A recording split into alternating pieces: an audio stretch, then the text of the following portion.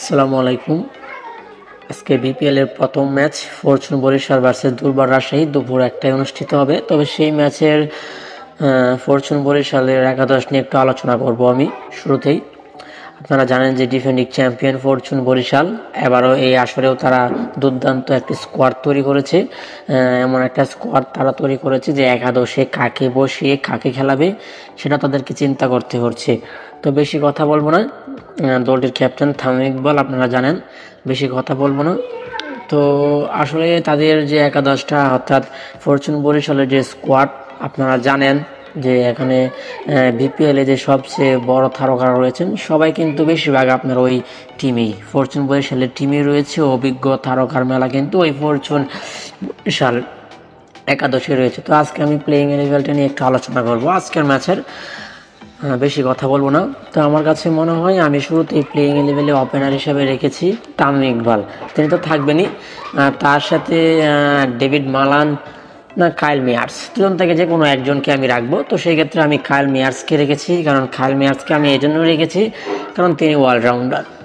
অর্থাৎ কাইল মেয়ার্সকে খেলালে তারা একজন একটা ব্যাটসম্যান খেলাতে পারবে, একটা স্পিনার খেলাতে পারবে। রাইট। তারা যদি কাইল মেয়ার্স খেলে, জন্য আমার কাছে মনে হয় গত বিপিএল আসলে দেখলাম যে কাইল মেয়ার্স কিন্তু দুর্দান্ত পারফরমেন্স করেছে। তো এক্ষেত্রে আমি কাইল মেয়ার্সকেই রেখেছি, কিন্তু সে একজন অলরাউন্ডার। তারপর নাম্বার 3-এ রেখেছি আমি নাজমুল হোসেন শান্তকে। যদি আমরা জানি যে তার বিপিএল একটা সেঞ্চুরি রয়েছে বা শান্তর এনসিএল শান্ত দুর্দান্ত খেলেছে, তো জন্য আমি নাম্বার 3-এ রেখেছি নাজমুল হোসেন শান্ত। নাম্বার 4-এ রেখেছি আমি তাওহিদ হৃদয়কে। তাওহিদ হৃদয়ের কথা আর কি বলবো, তরুণ ভালো ব্যাটার, বাংলাদেশ ক্রিকেটে বর্তমান সময়ে দুর্দান্ত টি20-র একজন ব্যাটার তাওহিদ হৃদয়। গত বিপিএলও আমরা দেখেছি কুমিল্লা হয়ে সেঞ্চুরি করেছেন তিনি। তারপর আমি 5 নম্বরে রেখেছি অভিজ্ঞ মুশফিকুর রহিমকে, নিঃসন্দেহে বলা যায় 5 নম্বরে মুশফিকুর রহিম। 6 নম্বরে রেখেছি আমি মাহমুদুল্লাহ রিয়াদকে। 7 নম্বরে রেখেছি আমি মোহাম্মদ নবীকে। এখন প্রশ্ন হচ্ছে মোহাম্মদ নবী ভালো স্পিনার অলরাউন্ডার। 8 নম্বরের আমি রেখেছি রিশাদ হুসেইনকে, লেগ স্পিনার রিশাদ হুসেইনকে রেখেছি 8 নম্বরে। 9 নম্বরে রেখেছি আমি তাইজুল ইসলামকে। এই ক্ষেত্রে আমি তানভীরকে একটু ড্রপ করলাম এদিকে।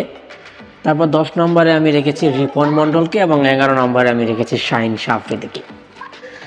তো এই হচ্ছে আমার একাদশ: তামিম ইকবাল, কাইল মেয়ার্স, নাজমুল হোসেন শান্ত, তাওহিদ হৃদয়, মুশফিকুর রহিম, মাহমুদুল্লাহ রিয়াদ, মোহাম্মদ নবী, রিশাদ হুসেইন, তাইজুল ইসলাম, রিপন মণ্ডল ও শাহিন আফ্রিদি।